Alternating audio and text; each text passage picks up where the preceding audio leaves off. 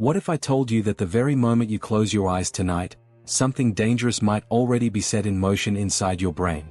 Not because of a disease you do not know about, but because you already know you have Sjogren's. And yet what you do in the 3 hours before you turn off the light may be quietly accelerating neurological damage that your doctors have never once connected to your evening routine. I want you to stay with me here, because what I am about to share with you is not something you will hear in a rheumatology waiting room or read on the pamphlet they hand you on the way out. This is the information that lives in the gap between what medicine knows and what medicine tells you. And for millions of people over the age of 60 living with Sjogren syndrome, that gap is costing them something they can never get back. Let me tell you about Margaret. Margaret was a retired librarian, 68 years old. A woman who loved her book club, her flower garden, and the smell of coffee in the morning. She lived with her husband of 39 years and had been diagnosed with Sjogren's at 54. Her eyes were dry. Her mouth was dry. But she had adapted. She took her medications. She kept her appointments. By her own account, she was coping. But over the course of about 18 months, her family began to notice something harder to name. She was forgetting things she should not forget. She was struggling to find words mid-sentence. She was getting confused in familiar places. She became irritable in ways that felt out of character. She was eventually evaluated for what researchers now call Sjogren's associated cognitive dysfunction, sometimes called brain fog, sometimes called neurosjogren's. A real, documented, and increasingly recognized consequence of a disease most people still think of only as dry eyes and dry mouth. Here is what you need to understand before we go any further. Sjogren's is not only a disease of the glands. It is a systemic autoimmune disease. And in a significant portion of patients, particularly those over the age of 60, it attacks the nervous system directly. The same immune cells that target your tear ducts and salivary glands can cross the blood-brain barrier. They can inflame the small vessels that feed the brain. They can damage the myelin sheath that protects nerve fibers. They can trigger cerebral vasculitis and encephalitis. And they do most of this work quietly, without dramatic symptoms, while you are asleep and completely unaware. Research published in multiple peer-reviewed journals including studies in the journal Brain Sciences and PLOS One has documented that cognitive dysfunction is one of the most frequent neurological complications of Sjogren's. In some study populations, over 53% of Sjogren's patients with neurological involvement showed measurable cognitive impairment on standardized testing. And critically, neurological symptoms are often the first sign of the disease in 25 to 60% of cases, appearing before the diagnosis is even made. And I know what some of you are thinking. You are thinking you are managing your Sjogren's. That your rheumatologist has not said anything like this. That you feel well enough. And I say this with every bit of care I can offer. That is exactly the kind of reassurance that allows this disease to move forward uncontested. The neurological involvement in Sjogren's rarely announces itself with a bang. It announces itself in the slow erosion of sharpness, memory, and clarity that most people spend years attributing to normal aging, right up until it becomes undeniable. Today I am going to walk you through 6 things that seniors with Sjogren's need to stop doing before bed. We move from number 6 down to number 1. And the closer we get to that top spot, the more critical it becomes. Number 2 on this list surprised me when I first reviewed the research. Most people watching this are almost certainly doing it tonight. So stay with me all the way through. Because each one of these matters more than most people with Sjogren's have ever been told. Hit subscribe and leave a like. That helps this channel reach more people who need it.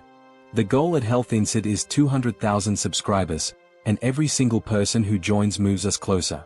And if that sentence just landed for you, if something in what I've described so far sounds familiar, I've put together a symptom map that shows exactly how this condition progresses, what shows up at each stage, and where the standard tests are most likely to miss it.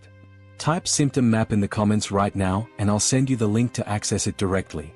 Number 6. Eating a high sodium or processed meal within 2 hours of bed. I know this feels like a small thing. A late dinner. Some packaged food from the freezer. A handful of crackers and cheese before turning in. It feels harmless. But here is exactly what is happening inside your body when you do this. And it is anything but harmless for a nervous system already under autoimmune assault. When you consume high amounts of sodium in the evening, it does not simply affect your blood pressure. Research published in the journal Nature found that elevated dietary sodium directly activates a specific population of immune cells called Th17 cells. These are the same immune cells that drive the autoimmune inflammation at the very heart of Sjogren syndrome. Under high sodium conditions, those cells become more aggressive, more proliferative, and more capable of crossing into the central nervous system. Now add one more layer to that. While you are lying flat and unconscious, your brain's own cleaning system is attempting to do its most important work.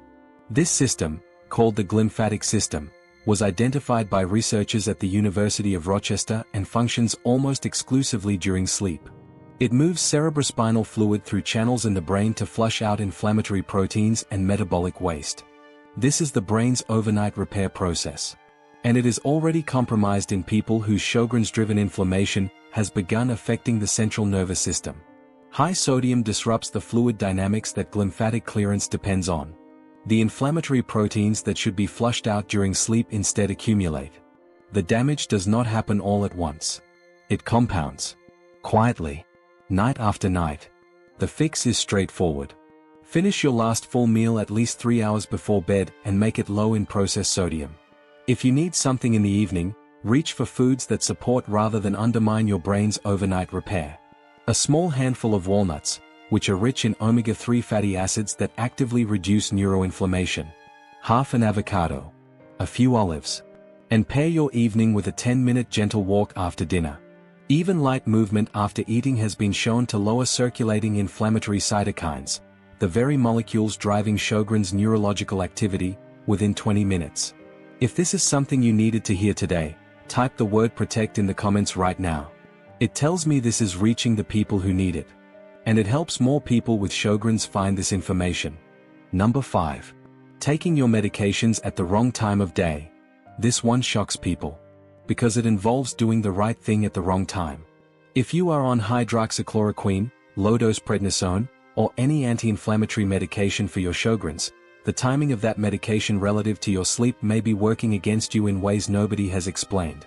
Here is the biology that matters. Sjogren's inflammation, like most autoimmune activity, follows a circadian rhythm. Research published in the Journal of Autoimmunity and other peer-reviewed sources has consistently documented that inflammatory cytokine levels, particularly interleukin-6 and tumor necrosis factor, peak in the body during the early morning hours, typically between 2 and 6 in the morning. That nighttime inflammatory surge is when the most aggressive autoimmune activity in your blood vessels and nervous system occurs.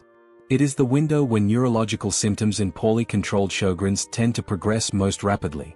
This is the foundation of a growing field called chronotherapy. The science of timing medical treatment to the body's internal clock.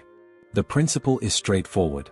If your medication peaks at midday and has worn off by 3 in the morning, it is absent at precisely the moment it is most needed. Studies in rheumatology research have found that time-adjusted anti-inflammatory dosing in autoimmune disease patients reduced early morning inflammatory markers significantly compared to standard morning dosing in the same individuals. I want to be completely clear here. Do not change when you take any medication without a direct conversation with your rheumatologist or treating physician. Every situation is different. Some medications must be taken with food. Some have interactions that make timing sensitive in other directions. But take this information to your next appointment. Write it down. Ask the question. Because the timing of your medication may be one of the most underexplored variables in your entire treatment plan. If you are already managing your Sjogren's and you found this useful, type the word timing in the comments. It helps this video reach others who are navigating the same questions. Number 4. The dry mouth dehydration trap. This one has a particular cruelty to it. Because Sjogren's itself is the cause. And yet the condition creates a trap that can accelerate the very neurological damage it is already associated with. Here is what happens. Because Sjogren's damages the salivary and lacrimal glands, most patients live with chronic dryness of the mouth. The instinct, especially before bed, is to restrict fluids to avoid waking up for bathroom trips during the night. That is completely understandable. Nobody wants their sleep disrupted. But what that decision does to the brain during sleep is something most people with Sjogren's have never been told. Research on Sjogren's patients consistently documents elevated rates of systemic dehydration, not necessarily because patients are not drinking, but because the dysfunctional exocrine glands cannot retain and distribute moisture efficiently throughout the body. By the time most Sjogren's patients lie down at night, their blood is already measurably more viscous than it should be. Their cerebrospinal fluid is less fluid than optimal. And the small blood vessels feeding already inflamed brain tissue are under more strain than they should be. Remember the glymphatic system we talked about at number 6. It needs adequate cerebrospinal fluid to function. Dehydration reduces that fluid. It slows the glymphatic channels. And it allows inflammatory proteins, including those associated with cognitive decline, to accumulate in brain tissue overnight rather than being cleared. This is not theoretical. Research published in peer-reviewed neurology journals has documented accelerated white matter lesion formation in patients with systemic autoimmune disease and inadequate overnight hydration. The solution is not to drink a large glass of water right before bed. Instead, drink a full glass of water with electrolytes, specifically potassium and magnesium, approximately 2 hours before sleep. Potassium supports cellular hydration through the night. Magnesium, which I will return to in full detail at number 1, has specific and extraordinary protective effects for the Sjogren's brain that go well beyond hydration alone. A few stalks of celery, a small slice of melon, or a few cucumber slices in the late afternoon can help maintain systemic hydration through the night without filling your bladder at the wrong moment. Type the word hydrate in the comments if you have experienced the Sjogren's dehydration cycle and never connected it to your brain health before. You are not alone in this. And knowing is the first step. Number 3. Nighttime screen exposure that suppresses your immune regulation.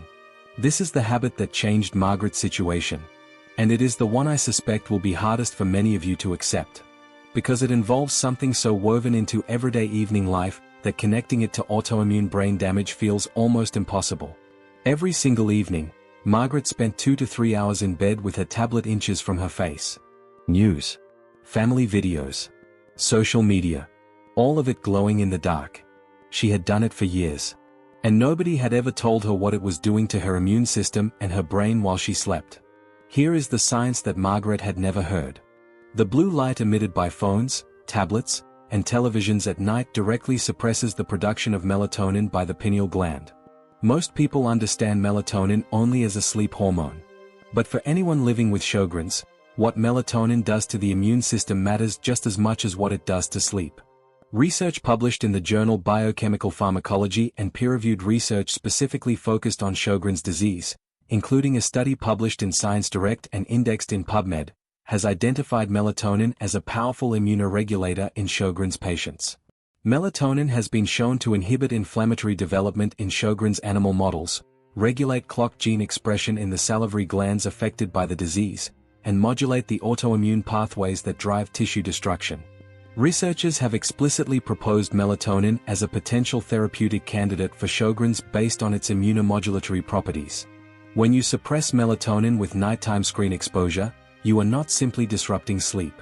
You are lowering one of the body's own natural brakes on the autoimmune process that is actively attacking your nervous system. You are allowing the nighttime inflammatory surge we discussed at number 5 to proceed without one of its most important natural regulators. And here is the detail that makes this especially significant for older adults. Natural melatonin production declines significantly with age. In adults over 70, melatonin output is already substantially reduced compared to younger people. The additional suppression from nightly screen exposure is not a minor inconvenience in this context. It is the removal of a protective mechanism that Sjogren's patients can least afford to lose. Stop screens at least 90 minutes to 2 hours before sleep. Not as a preference. As a protection. Type the word screen in the comments if this is a habit you are going to change starting tonight. The research on what it does to Sjogren's immune activity while you sleep is clear. And the change costs nothing. Number 2. Sleeping on your back. I told you this one would surprise you. And I meant it. When I first reviewed the research connecting sleep position to neurological outcomes in autoimmune disease, I went back and read it more than once. This is something the medical community has been quietly documenting. And almost nobody with Sjogren's has been told about it. When you sleep flat on your back, gravity reduces the efficiency of venous drainage from the brain. Cerebrospinal fluid clears from the cranium more slowly. Intracranial pressure rises modestly but measurably compared to side sleeping positions. In a healthy brain that modest change is not significant. In a brain dealing with Sjogren's related small vessel inflammation, white matter involvement, and already compromised lymphatic drainage, it is a meaningful difference. Research from Stony Brook University School of Medicine, published in the Journal of Neuroscience, found that the glymphatic system operates significantly more efficiently when the body is on its side compared to lying on the back. The difference in glymphatic clearance rates between back sleeping and side sleeping approaches 25%. In the context of a disease that already impairs the brain's ability to clear inflammatory proteins overnight, that 25% difference is not small. There is also a direct Sjogren-specific concern here.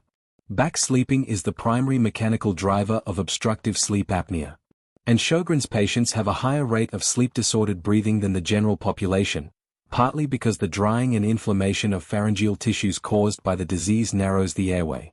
Sleep apnea research published in major journals including journals associated with the American Heart Association has shown that each apnea episode floods the body with stress hormones, spikes blood pressure, and further disrupts the very glymphatic clearance process your Sjogren's brain depends on most.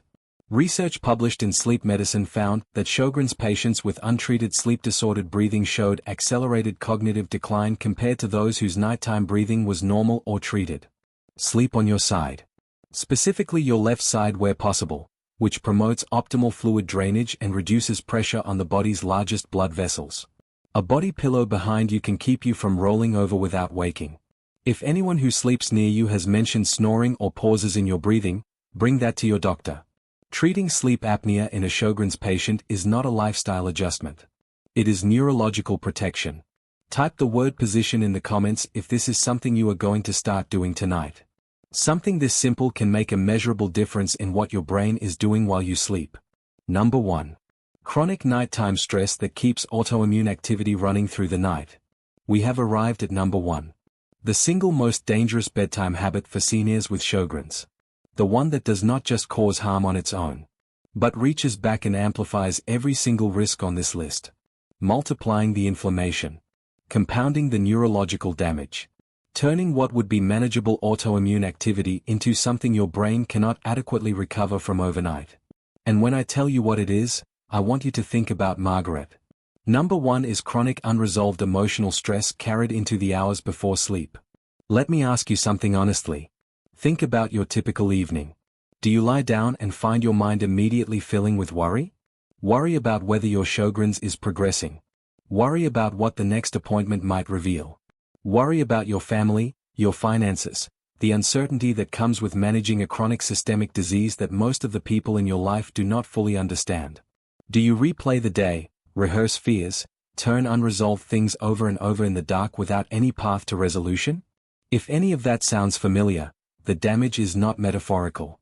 It is happening at the molecular level in your immune system and your brain. Here is the mechanism, and it is specific to Sjogren's in a way that makes it particularly important. Research published in FEBS Letters specifically studying how stress contributes to autoimmunity in Sjogren's syndrome found that chronic psychological stress disrupts the neuroendocrine immune communication that normally keeps autoimmune activity in check.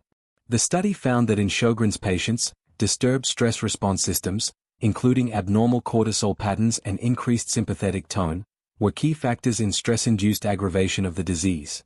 Stress does not merely make Sjogren's feel worse.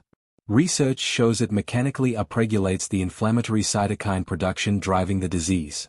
And there is a further layer specific to Sjogren's patients that most people have never heard.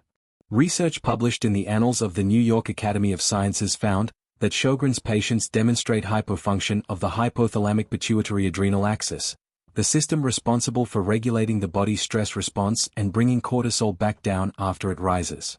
In plain terms, the same autoimmune process that attacks your glands also impairs your body's ability to regulate and resolve its own stress response.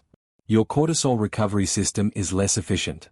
Stress that a healthy person might resolve physiologically in hours can persist and cycle in a Sjogren's patient far longer. When unresolved stress floods the body with sustained cortisol through the night, and the system that should bring that cortisol back down is already compromised by the disease itself, the inflammatory cascade that results keeps the blood-brain barrier weakened, keeps the glymphatic system suppressed, keeps the autoimmune activity elevated precisely during the hours when your brain most needs protection and repair. This is what was unfolding for Margaret.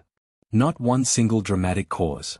A system under pressure that never got the chance to reset. The late evening snacks. The fluid restriction. The blue light suppressing the melatonin that was supposed to be helping regulate her immune system. The back sleeping that impaired her brain's overnight cleaning process. And underneath all of it, a woman lying awake every night quietly turning over her fears about a diagnosis that was already asking so much of her. Without ever putting words to the weight of it. Without ever giving her nervous system a deliberate signal that it was safe to stand down. Her brain never received the repair it needed. Not once in those months. And the accumulation showed up in the things her family noticed before she did. I am telling you this not to frighten you.